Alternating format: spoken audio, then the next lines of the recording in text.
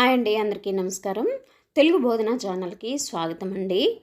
ఈరోజు కార్తీక పురాణంలో 2వ అధ్యాయాన్ని శ్రవణం చేద్దామండి. మరి ఈరోజు ప్రత్యేకించి భగినీ హస్త భోజనం కార్యక్రమం ఉంటుంది ఇవాళ. అంటే మరి అక్క చెల్లెళ్ళింటికి అన్నా తమ్ముళ్ళు వెళ్ళి మరి భోజనం చేసి వాళ్ళకు ఆశీర్వదించడం అండి. మరి ఇది ఎలా వచ్చింది అంటే, యముని చెల్లెలు యమి ఎప్పుడూ కూడా తన అన్నను నా దగ్గరికి రా అని పిలుస్తూ ఉండేదంట. ఆయనకు సమయం తీరిక ఉండేది కాదు, అందువల్ల వచ్చేవాడు కాదు. ఎప్పటి నుండో ఎదురు చూస్తూ ఉంటే ఒకానొక్క రోజు మరి చెల్లెలింటికి యమి ఇంటికి యముడు అమావాస్య నాటి 2వ రోజున యమి ఇంటికి భోజనానికి వచ్చాడు. యమి అప్పుడు చాలా సంతోషించింది. అన్నకు అర్ఘ్యపాద్య తాంబూలాలు ఇచ్చి భోజనం పెట్టి వస్త్రాలు పెట్టి మరి ఒక కోరిక కోరుకోమని అన్నాడంట. అప్పుడు యమి నా పేరిట ఈ రోజును నిర్ధారించమని బ్రహ్మను ప్రార్థించిందంట.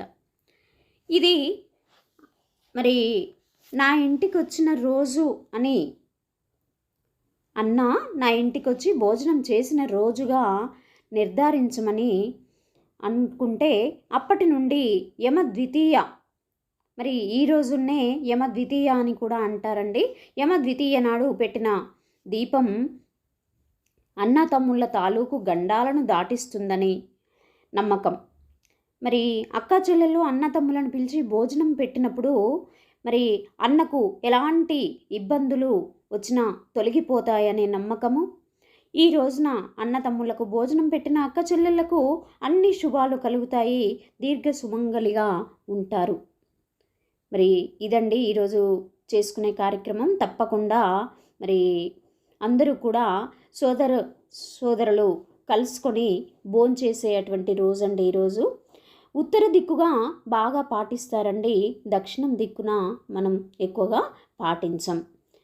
అలా అని ఏం లేదు, ఎవరైనా ఇప్పుడు ఇది జరుపుకోవచ్చు.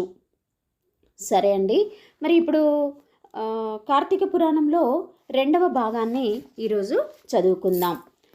ఈరోజు 2వ భాగంలో సోమవార వ్రత మహిమ గురించి వివరిస్తున్నాను. తప్పకుండా స్కిప్ చేయకుండా వినండి. జనక, ఇంతవరకు నీకు కార్తీక మాసమునందు ఆచరించవలసిన విధి క్రమము మాత్రమే తెలియచేసి తిని. కార్తీక మాసంలో సోమవార వ్రతమునకు ప్రత్యేక ప్రాముఖ్యము కలదు. కాన సోమవార వ్రత విధానమును దాని మహిమను గురించి వివరిస్తాను. సావధానుడవై ఆలకించుము, జాగ్రత్తగా విని అర్థం చేసుకో అని చెప్తున్నాడు జనకునికి. కార్తీక మాసంలో సోమవారము శివునకు అత్యంత ప్రీతికరమైన రోజు. ఆ రోజున స్త్రీ కానీ పురుషుడు కానీ ఏ జాతి వారైనా కానీ రోజంతయు ఉపవాసం ఉండి నదీ స్నానము చేసి తమ శక్తి కొలది దాన ధర్మములు చేసి నిష్ఠతో శివదేవునకు బిల్వపత్రాలతో అభిషేకము చేసి సాయంత్రము నక్షత్ర దర్శనము చేసిన తర్వాత భుజించవలయను. ఈ విధంగా నిష్ఠతో ఉండి ఆ రాత్రి అంతయు జాగరణ చేసి పురాణ పఠనం మొనరించి తెల్లవారిన తర్వాత నదికి వెళ్ళి స్నానమాచరించి తిలాదానము చేసి తమ శక్తి కొలది పేదలకు అన్నదానము చేయవలయను.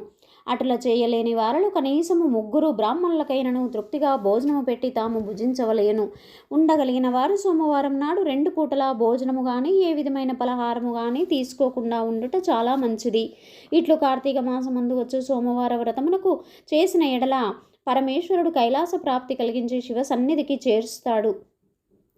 భర్త లేని వితంతు సోమవార వ్రతమును ఆచరించి శివ పూజ చేసినచో కైలాస ప్రాప్తియు, విష్ణు పూజ చేసినచో వైకుంఠ ప్రాప్తియు పొందుతారు. దీనికి ఉదాహరణముగా ఒక ఇతిహాసము కలదు, దానిని నీకు తెలియవరుస్తాను, శ్రద్ధగా వినుము అని చెప్తూ ఉన్నాడు. కార్తీక సోమవార ఫలముచే కుక్క కైలాసమును ఎలా పొందిందో చెప్తాను విను. పూర్వకాలమున కాశ్మీర దేశంలో ఒక బ్రాహ్మణుడు కలడు. అతడు పురోహిత వృత్తిని చేపట్టి తన కుటుంబమును పోషించుకుంటూ ఉండెను. అతనికి చాలా దినములకు ఒక కుమార్తె కలిగింది. ఆమె పేరు స్వాతంత్ర నిష్ఠురి అని. తండ్రి ఆమెను సౌరాష్ట్ర దేశీయుడగు మిత్రశర్మయ్యను సద్బ్రాహ్మణ యువకునకిచ్చి పెళ్లి చేశాడు. ఆ బ్రాహ్మణ యువకుడు 4 వేదములు శాస్త్రములు అభ్యసించిన వాడైనందున సదాచార పారాయణుడై ఉండెను. అతడు భూతదయ కలిగినవాడు, నిత్య సత్యవాది, నిరంతర భగవన్నామ స్మరణ చేయువాడు అగుటచే లోకులెల్లరూ అతనిని అపర బ్రహ్మ అని కూడా చెప్పుకొనుచుండెడివారు. ఇటువంటి ఉత్తమ పురుషుని భార్యయగు నిష్ఠుడి యవ్వన గర్వంతో కన్ను మిన్ను గానరాక పెద్దలను దూషించుచు, అత్తమామలను భర్తను తిట్టుచు కొట్టుచు రక్కుచు, పరపురుష సాంగత్యము గలదై వ్యభిచారిణి అయి తన ప్రియులు తెచ్చిన తినుబండారములు బట్టలు పువ్వులు ధరించుచు దుష్టురాలై తిరుగుచుండగా వంశమునకు అప్రతిష్ట తెచ్చుచున్నదని అత్తమామలు ఆమెను తమ ఇంటి నుండి వెడలగొట్టిరి. కానీ శాంత స్వరూపుడగు ఆమె భర్తకు మాత్రము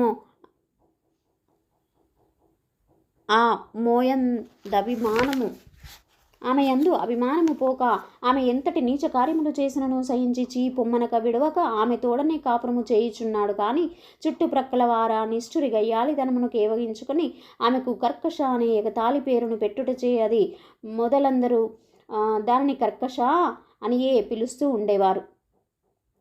ఇట్లు కొంతకాలము జరిగిన పైన ఆ కర్కశ ఒకనాటి రాత్రి ఏకశయ్యపై తన భర్త గాఢ నిద్రలో ఉన్న సమయమును చూసి మెల్లగా లేచి తాలి కట్టిన భర్త అన్న విచక్షణ జ్ఞానం లేకుండా దయా దాక్షిణ్యాలు కానీ లేక ఒక బండరాతిని తెచ్చి అతని తలపై గట్టిగా కొట్టినది. వెంటనే అతడు చనిపోయెను. ఆ మృతదేహమును ఎవరి సహాయమును అక్కరలేకనే అతి రహస్యంగా దొడ్డిదారిని గుంపోయి ఊరి చివరన ఉన్న పాడు నూతిలో పడవైచి పైన చెత్తాచెదారముతో నింపి ఏమీయూ ఎరగని దానివల్ల ఇంటికి వచ్చెను. ఇక తనకు ఏ ఆటంకములు లేవని ఇంకా విచ్చలవిడిగా సంచరించుచు తన సౌందర్యం చూసి ఎందరినో క్రీగంటనే వశపరుచుకొని వారల వ్రతమును పాడు చేసి నానాజాతి పురుషులతోడను రమించుచు వర్ణ సంకరులయ్యను. అంతియే కాక పడుచు కన్యలను భర్తలతో కాపురము చేయుచున్న పడుచులను తన మాటలతో చేరదీసి వారికి కూడా దుర్బుద్ధులు నేర్పి పాడు చేసి విటులకు తార్చి ధనార్జన కూడా చేయసాగెను. జనకరాజా, యవ్వన బింకము ఎంతో కాలం ఉండదు కదా, కాలం ఒక్క రీతిగా నడవదు. క్రమక్రమముగా ఆమెలోని యవ్వనము నశించినది. శరీరమంతయు మేహ వ్రణములు బయలుదేరినవి. ఆ వ్రణముల నుండి చీము రక్తము రసికారుట ప్రారంభమయ్యను. దానికి తోడు శరీరమంతా కుష్ఠవ్యాధి బయలుదేరి దుర్గంధము వెడలుచున్నది.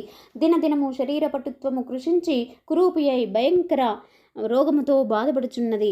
ఆమె యవ్వనములో ఉండగా ఎన్నో విధాల తృప్తి కలిగించిన విటులు ఏ ఒక్కరూ ఇప్పుడు ఆమెను తొంగి చూడనైనా లేదు. ఆ పరిసర ప్రాంతానికి వెళ్ళిన ఎడల తమ నెటలైనను కర్కశ ఇటుల నరక బాధలు అనుభవించుచు పురుగుల పడి కొంతకాలమునకు చనిపోయినది. బ్రతికిన నాళ్ళు ఒక్కనాడైనా పురాణ శ్రవణమైనను చేయని పాపిష్టురాలు కదా. చనిపోయిన వెంటనే భయంకరులైన యమభటులు ఆమెను గొంపోయి ప్రేతరాజగు యముని సన్నిధిలో నుంచగా యమధర్మరాజు చిత్రగుప్తుల వారిచే ఆమె పాప పుణ్యముల జాబితాను చూపించి, భటులారా, ఈమె పాప చరితను అంతింత కాదు, వెంటనే ఈమెను తీసుకువెళ్ళి ఎర్రగా కాల్చిన ఇనుప స్తంభమునకు కట్టబెట్టుడు అని ఆజ్ఞాపించెను. వీటిలతో సుఖించినందులకు గాను యమభటులు ఆమెను ఎర్రగా కాల్చిన ఇనుప స్తంభమును కౌగిలించుకోమని చెప్పిరి. భర్తను బండరాతితో కొట్టి చంపినందుకు గాను ఇనుప గదులతో కొట్టిరి. పతివ్రతలను వ్యభిచారులుగా చేసినందుకు సలసల కాగిన నూనెలో పడవేసిరి. తల్లిదండ్రులకు అత్తమామలకు అపకీర్తి తెచ్చినందుకు సీసము కరిగించి నోటిలోనూ చెవుల్లోనూ పోసిరి. ఇనుప కడ్డీలు కాల్చి వాతలు పెట్టిరి. తుదకు కుంభీ పాకము నరకములో వేయగా అందు ఇనుప ముక్కులు గల కాకులు, విషసర్పాలు, తేళ్లు, జర్రులు కుట్టినవి. ఆమె చేసిన పాపములకు అటు 7 తరాల వాళ్ళు నరక బాధలు పడుచున్నారు. ఈ ప్రకారంగా నరక బాధలు అనుభవించి కడకు కళింగ దేశమున కుక్క జన్మమెత్తి ఆకలి బాధ లేక ఇల్లిల్లు తిరుగుచుండగా కర్రలతో కొట్టువారు కొట్టుచూ, తిట్టువారు తిట్టుచూ, తరుమువారు తరుముచూ ఉండిరి.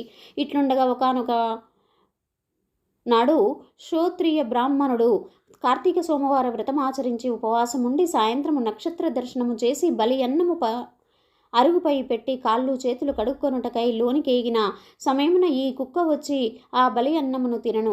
వ్రతనిష్ట గరిష్ఠుడై ఆ విప్రుని పూజా విధానము చే జరిపించిన బలి అన్న మగుట చేతను ఆ రోజున కార్తీక మాస సోమవారం మగుట వలన కుక్క ఆ రోజంతయు ఉపవాసముతో ఉండుట వలనను శివపూజ పవిత్ర స్థానమైన ఆ ఇంట దొరికిన ప్రసాదము తినుట వలనను ఆ శునకమునకు జన్మాంతర జ్ఞానం ఉద్భవించెను. వెంటనే ఆ శునకము, విప్రకులోత్తమ, నన్ను కాపాడుము అని మొరపెట్టుకొనెను. ఆ మాటలు బ్రాహ్మణుడు ఆలకించి చూడగా కుక్క తప్ప అన్యులెవరూ లేనందున లోనికేగెను. మరల రక్షింపుము రక్షింపుము అని కేకలు వినపడెను. మరల విప్రుడు బయటకు వచ్చి, ఎవరు నీవు, నీ వృత్తాంతమేమి అని ప్రశ్నించగా, అంత నా కుక్క, మహానుభావ, ఈ పుట్టుకకు వెనుక 15 జన్మల ముందు విప్ర కులాంగన్ను నేను వ్యభిచారిణై అగ్నిసాక్షిగా పెళ్లాడిన భర్తను చంపి వృద్ధాప్యంలో కుష్ఠురాలనై తనువు చాలించిన తర్వాత యమదూతల వల్ల మహానరకం అనుభవించి నా పూర్వీకుల పుణ్యఫలము వల్ల ఈ జన్మలో కుక్కనైతిని. ఈ రోజున మీరు కార్తీక సోమవార వ్రతము చేసి ఇచ్చట ఉంచిన బలి అన్నమును తినుట వలన నాకు ఈ జ్ఞానోదయము కలిగినది. కావున ఓ విప్రోత్తమ, నాకు మహోపకారంగా మీరు చేసిన కార్తీక సోమవార వ్రత ఫలం ఒకటి ఇచ్చి నాకు మోక్షము కలిగించమని ప్రార్థించుచున్నాను అని వేడుకొనగా, కార్తీక సోమవార వ్రతంలో చాలా మహాత్మ్యమున్నదని గ్రహించి ఆ బ్రాహ్మణుడు ఒక సోమవారం నాటి ఫలమును ఆమెకు దారబోయగా వెంటనే ఒక పుష్పక విమానము అక్కడికి వచ్చెను. ఆమె అందరికీ వందనము చేసి అక్కడి వారందరూ చూచుచుండగానే ఆ విమానం ఎక్కి శివ సాన్నిధ్యమునకు ఏగెను. వింటివా జనక మహారాజా, కావున నీవును ఈ కార్తీక సోమవార వ్రతమాచరించి శివ సాన్నిధ్యమును పొందమని వశిష్ఠుల వారు హితబోధ చేశారు. ఇంకను ఇట్లు చెప్పదొడంగిరి. మరి ఇక్కడికి 2వ అధ్యాయం పారాయణం సమాప్తమైందండి. రేపు 3వ అధ్యాయంతో పాటు ఇంకా కొన్ని కార్తీక మాసానికి చెందిన విషయాలను చెప్పుకుందాం. Please like, share, subscribe. Thank you.